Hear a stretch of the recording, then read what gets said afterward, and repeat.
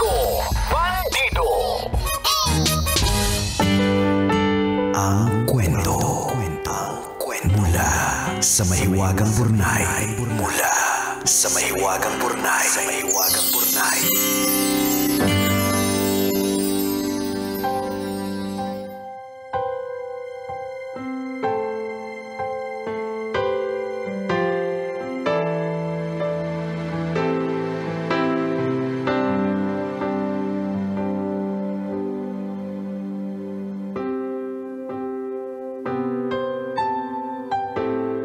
Dear kumikinang na tambalang Nicole Yala at Diego Bandido.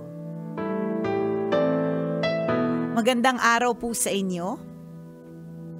Itago nyo na lang po ako sa pangalang Jake. 28 years old at nagtatrabaho sa isang BPO dito sa Ortigas. Sumulat po ako kasi hindi po ako sigurado kung naging masamang tao po ako recently. Magpapasko pa naman. Kaya kailangan ko po ng opinion ninyo. Ganito po kasi, may girlfriend po ako dati. Akala ko po talaga kami na ang magkakatuluyan. Malapit ako sa pamilya niya at katunayan, ninong ako nung bunso ng ate niya. 2 months ago, ginost ako ng girlfriend ko. Blinak ako sa lahat ng social media platforms. Hindi ko na matawagan sa telepono. Pinupuntahan ko sa kanila pero hindi ako hinaharap. Walang eksplanasyon, walang paliwanag. Bigla na lang akong iniwan na para bang wala kaming pinagsamahan. Pinilit kong mag-move on kahit mahirap. Wala naman kasi akong magagawa kung ayaw na niya. Nakatulong din nang malaman ko na may bago nang dinadala sa kanila.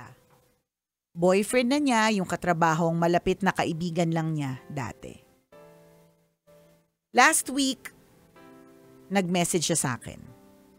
Pinapaalala na magpapasko na at wala pa daw akong regalo sa pamangkin niya na inaanak ko. Maliban sa nagulat ako dahil bigla siya nagparamdam, umakyat din ang dugo sa ulo ko. Hindi na ako masyadong nakapag-isip ng maayos na sagot. Nabulalas ko na lang bigla ang ngit-ngit ko. Sabi ko, doon siya magpabili ng regalo sa bago niyang boyfriend at wag sa akin. Inalis niya ako sa buhay nang walang sabi-sabi tapos bigla siyang magme-message para sa regalo. Kahit naman siguro sino, maiinis. Tambalang kumikinang, tama po ba yung ginawa ko? Dapat ko po bang regaluhan yung pamangkin niya? Salamat po sa inyong payo. Ang inyong kumikinang na tagapakinig, Jake.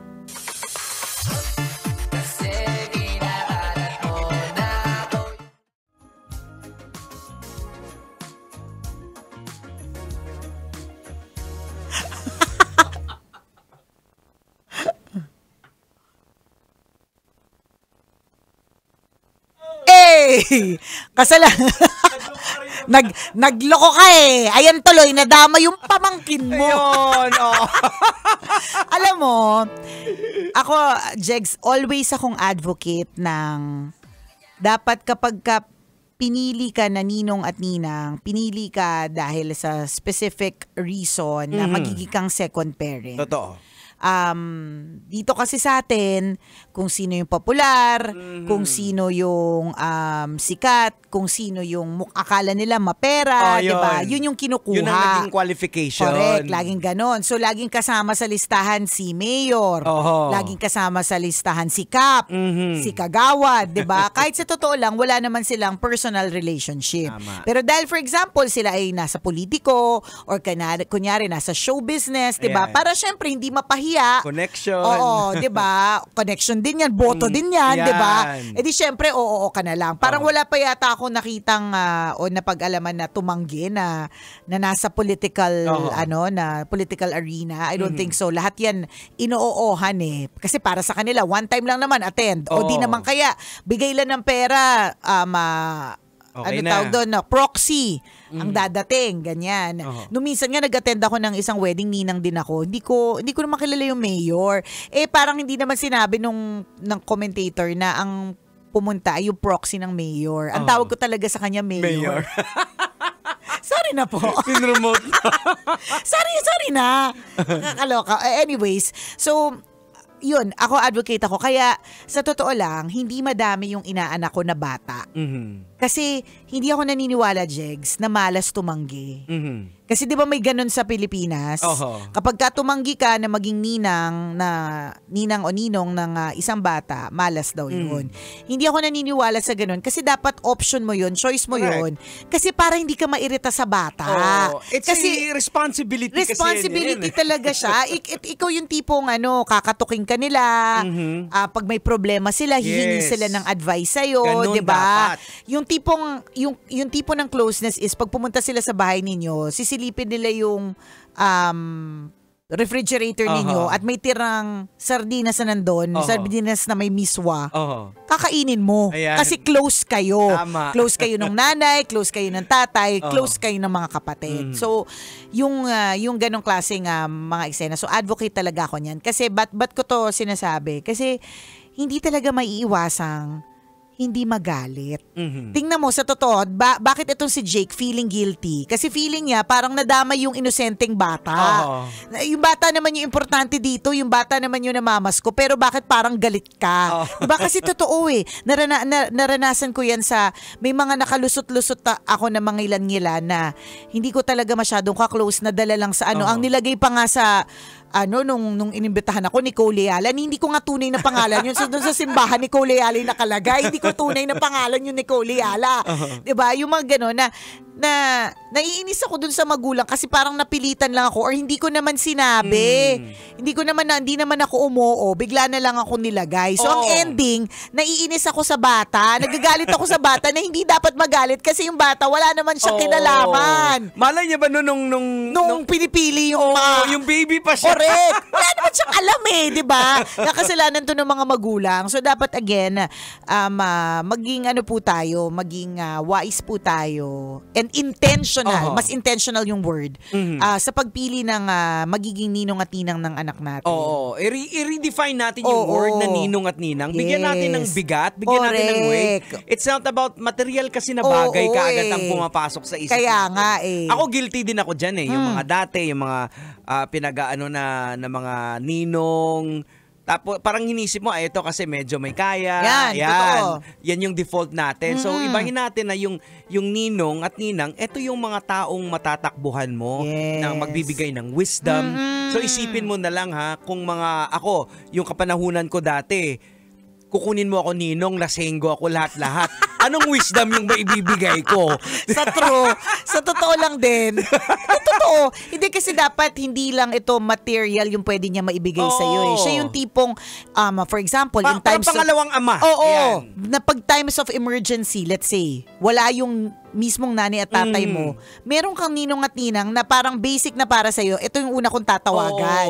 Kasi nga, second parents sila. Tama. Ganyan. In the case of Jake, inakala nyo kasing magkakatuluyan kayo Kaya siguro, I mean, to be fair, minahal ka naman ng girlfriend. So, kaya ka kinuha, syempre, nasa bugso ng damdamin na baka ito na yung makatuluyan, ganyan. So, syempre, dahil ka-close mo na din yung pamilya, edi ikaw na talaga yung magiging ninong. Kaya lang, ganun talaga, naghiwalay Nangyayari talaga, hindi talaga lahat na nagiging jowa natin ay nagiging forever natin. Ganon. Eto si girlfriend, si ex naman, sabog din to. Sabog din, isa pa to Hinihingan ka ng explanation, di mo hinarap, tapos yung regalo. Malamang sinabihan to ng ate niya, sabihan mo ngayon si diba? Sabog din. Actually, pamilya sila ng mga sabog. Ate niya din sabog. Ate niya din. Pwede naman siya dumiretso dun Correct. Ate niya din sabog. Kasi alam niya na nga naghiwalay na yung magjowa. Hihingan pa ng regalo. Grabe, hapit na hapit O kita mo, nadamay pati yung ate. Malay na wala naman talagang kinalaman yung ate. Malay mo, asa ano tawag dito, friendly tita lang talaga si ex-girlfriend na gusto niyang bigyan yung kanyang pamangkin, di ba? So, ano yun para sa akin Jake, yung reaction mo is a normal reaction. Normal lang yun. Normal reaction na mainis at magalit ka doon sa tao. Kasi totoo naman yung sinabi mo O di doon ka sa ba't ka tayo pa ba? Doon ka humingi, di ba? Kayo naman, di ba? Correct. It's ako para sa akin, hindi kita kukutsain dyan. Dapat nga minura mo pa Chares! Joke lang. Diba? Ang siguro na lang para to lessen the burden and lessen the guilt, it's just a reminder na yung bata, which is pamangkin ng ex-girlfriend mo, wala siyang alam. Wala siyang kinalaman dyan kung ano mang issue ninyo. Wala siyang kinalaman. Hindi niya talaga alam kung bakit, paano. Ang importante lang para sa bata, meron siyang mabubuksan na regalo. 'Di ba? Minsan nga, it doesn't really matter what it is eh. Kasi feeling ko, obligasyon niya ng magulang talaga na ibigay kung ano talaga yung needs ng anak or kung ano talaga nagpapasaya. Ganyan. So, dun sa mga ninong at ninang, kung magtatanong kayo ng ireregalo mula sa mga nanay at tatay. At kung ka-close, madali lang para sabihin, Mars, ang mahal ng gusto ng inaanak mo. Okay yun lang kahit hindi mo ibigay. Kahit yung yung, di ba kasi kung ka-close mo, halimbawa, di ba mahalan Lego, let's say, libo-libo yung Lego eh. Pero merong Sardinas. 444. Sardinas 555, 444. Sardinas na lang. Hindi na yung actual na Lego. Doon na lang tayo sa Ligo. Pero, pwede mo sabihin, hindi pa kaya ni Ninang eh. Diba? So, dito na lang muna tayo sa Ligo. Diba? Or di naman kaya, meron tinatawag yung nanay ko dati na poor man's Lego. Kasi yun yung Lego namin dati. Kasi ang mahal talaga ng Lego. Hanggang ngayon. Correct. Na hindi ko maintindihan. Ang hirap, naghihirap ka na nga para buuin siya. Mahal-mahal pa niya. Palibasa, hindi tayo creative eh. Ang makasaklap din, makaapak ka. Totoo! Yun! Makatapak ka pa ng Lego, kahit hindi ka nagmumura, mapapamura ka. Diba? So may yung nanay ko, may tinatawag siyang poor man's Lego. At yung Lego na ito yung mga version. May mga version to. Hindi to yung tatak na Lego kasi kaya naman siya mahal because of the brand, diba? Meron ding mga version na hindi kasing bongga ng tatak ng Lego, pero makakabuo ka rin, diba? So kung tunay kang Mars, masasabi mo yun na Mars, hindi ko kaya yung tunay na Lego ha. Dito lang muna tayo sa Lego-Legohan. Dito lang muna tayo sa poor man's Lego. Yung mga sinasabi nila mga class A. Yan, yung parang wala siyang brand name. Wala. Pero may mabubuo ka rin naman. Tama. Diba? So, yun lang, pag binuo mo, nahuhulog agad. Correct. Hindi ganun katulad ng sa Lego na talagang materialis matibay puertes. talaga siya. In fairness naman talaga sa Lego, iba to sa ulo, hindi pa rin natitinag, di ba? Try nyo. Charas. So that's it. In all fairness to the pamangkin, wala naman siyang kinalaman. So kung ikaw, kung ano yung bukal sa loob na gusto mong ibigay, then pwede din naman yun yung last. Pwede din namang sabihin mo sa kanya, tas disconnect na talaga. Para wala na talagang anything. Kasi anyways, hindi mo rin naman kasalanan na may bago na silang jowa. So, goodbye na talaga ito. Hindi naman kailangan konektado tayo eh. Ayan. So, gaya nga ng sabi ni Nicole, magbigay ka dun sa inaanak mo, tapos sulat mo dun sinaktan kasi yung puso ng tita mo. Kaya last na to. So, pwede mo rin naman bonggahan. Kasi last na. Diba? Pasensya ka na. Sure naman ako. Marami ka naman ibang ninong at ninang na hindi masama ang loob. Diba? Ayoko naman na tuwing Pasko. Ganon. Kahit 3 years old lang siya, yun ang isulat mo.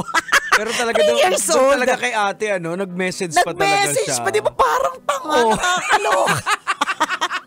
Nakakaloka, parang hapit na hapit Regalong-regalo talaga. Gustong-gusto. Hirap na hirap. Nakipag-connect ng bigla dahil sa regalo. Di ba may pride din tayong tinatawag, di ba? Hindi na tayo para makipag-connection na dun sa ex natin. Lalo pa kung pinalitan natin.